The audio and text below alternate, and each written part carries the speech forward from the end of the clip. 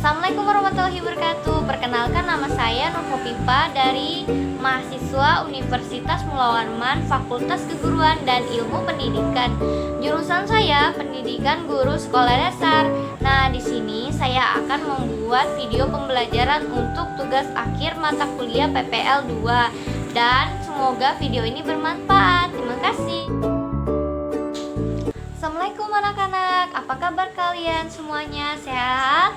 Nah, semangat ya belajarnya. Nah, jangan lupa untuk mengisi absennya ya melalui Google Form yang Ibu kirim melalui Classroom tadi.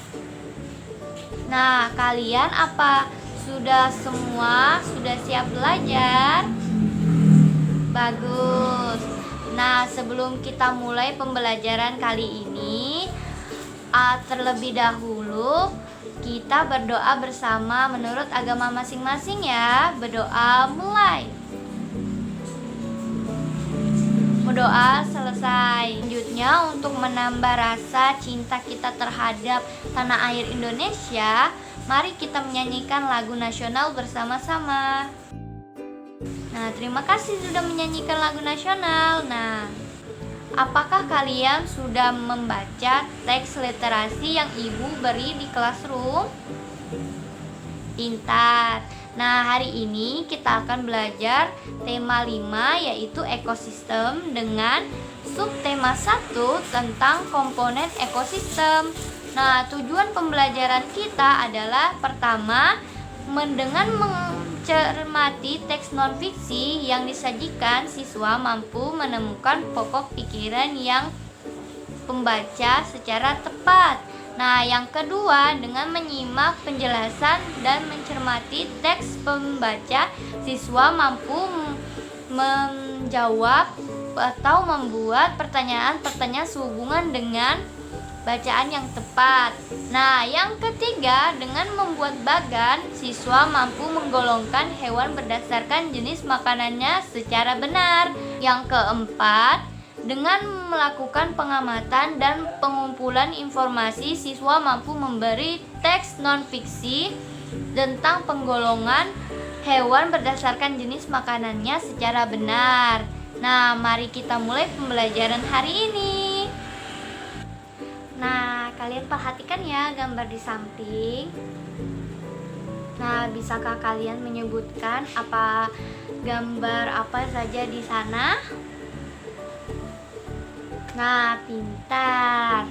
Nah, jadi kalian bisa melihat ada gambar burung, ada gambar jerapah, ada gambar gajah, ada gambar singa, ada gambar badak, ada gambar rusa. Di dalam air ada ikan, ada matahari, ada awan, ada pohon, ada tanah, dan juga ada air.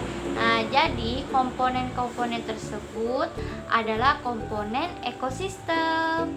Silahkan kalian tulis apa saja yang ingin kalian ketahui dengan melihat gambar yang tadi ya. Nah, sudahkah kalian membaca buku tema 5 halaman 3 tentang ekosistem? Bagus, kalian sudah membacanya ya. Nah, teks tadi itu merupakan teks non-fiksi. Nah, apa itu teks non-fiksi? Jadi, teks non-fiksi itu adalah karangan yang dibuat atas fakta atau hal yang benar-benar terjadi dalam kehidupan sehari-hari. Nah, jadi teks non-fiksi itu merupakan benar nyata adanya. Nah, bukan seperti dongeng atau fabel ya. Nah, jadi sekarang ciri-ciri teks non-fiksi itu adalah yang pertama itu ditulis menggunakan bahasa formal. Jadi bukan bahasa gaul atau bahasa daerah ya.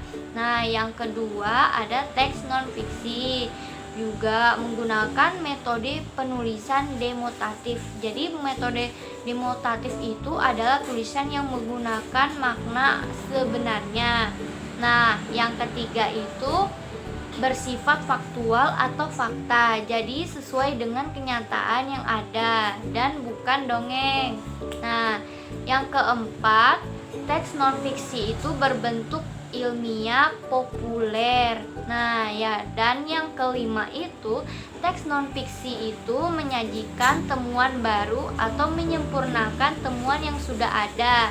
Nah, itulah 5 ciri teks non-fiksi. Nah, ada beberapa jenis teks non-fiksi ya. Nah, contohnya itu makalah akademik, autobiografi, biografi, sejarah, sejarah alam, jurnal, jurnalisme, surat ilmiah dan buku ilmiah, dan masih banyaknya lagi ya. Nah, silahkan kalian isi LKPD kalian tentang teks non-fiksi ya. Nah, apakah kalian sudah membaca buku tema 5 halaman 5 tentang jenis makanan hewan? Nah, pintar. Nah, kita akan belajar untuk mengkategorikan hewan berdasarkan jenis makanannya ya. Nah, setelah membaca teks jenis makanan, dapatkah kalian menggolongkan hewan berdasarkan jenis makanannya? Pintar sekali. Nah, penggolongan hewan berdasarkan jenis makanannya itu dibagi menjadi 3 jenis ya. Nah, yang pertama itu ada herbivora, yang kedua itu ada karnivora, yang ketiga itu adalah omnivora. Nah, silakan sebutkan hewan-hewan apa saja yang ada di sekitar lingkungan kalian ya. Ya, bagus sekali.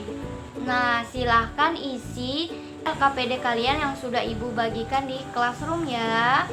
Nah, selanjutnya Ibu akan mencontohkan beberapa yang memang tidak ada di lingkungan sekitar kalian ya.